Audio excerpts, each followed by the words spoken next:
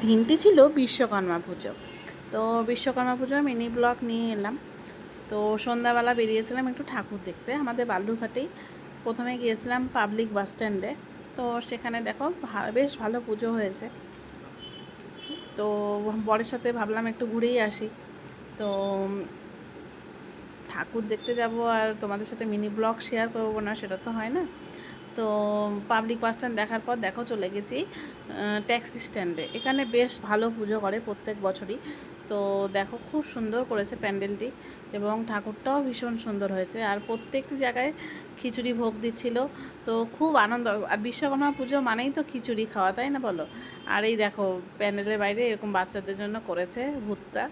তো তারপরে পাশেই আরেকটি ঠাকুর ছিল, সেটা দেখতে গিয়েছিলাম। এখানে এত বৃষ্টি হয়েছিল সেদিন যে কাদায় ভরপুর, মানে কাদার জন্য আর হাঁটাই যাচ্ছিল না। যাই হোক, দেখো ঠাকুরটা দর্শন করিয়ে দিলাম তোমাদেরও। তো খুব বেশি পুজো হয় না, মোটামুটি হাতে গোনা কয়েকটা বিষয় আর হয়, ছোট ছোট আরও, সব তো আর ঘুরে ঘুরে দেখা যায় না। তো মেনগুলোই দেখেছি আমরা। তো তারপরে চলে গেলাম স্টেট গ্যারেজে। এই পুজোটা ভীষণই ভালো হয়, বড় হয়। হ্যাঁ, তো দেখো চলে গিয়েছি স্টেট গ্যারেজে। আর এখানকার থিমটা আমার ভীষণ ভালো লেগেছে, আর্ট ওয়ার্কের মধ্যে করেছে। তো একটু তাই ফটো টটো তুলে নিলাম। আর পুজো মানেই বিশ্বকর্মা পুজো মানেই তো দুর্গা পুজো শুরু হয়ে গেল। আর এখানে দেখো লাইট ওয়ার্কের দারুণ একটা জিনিস করেছে, এত সুন্দর লাগছিল মানে এফেক্টটা লাইটের।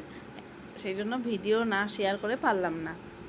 তো তারপরে চলে গেলাম ইলেকট্রিক সাপ্লাই অফিসে, সেখানে ঘরোয়া পুজো হয় মন্দিরেই। তো তারপরে চলে গেলাম রাতে ডিনার করতে। পুজো তো ঠাকুর দেখা কমপ্লিট, এবার আমাদের জায়গা রেস্টুরেন্টে চলে গেলাম বালুরঘাটেই।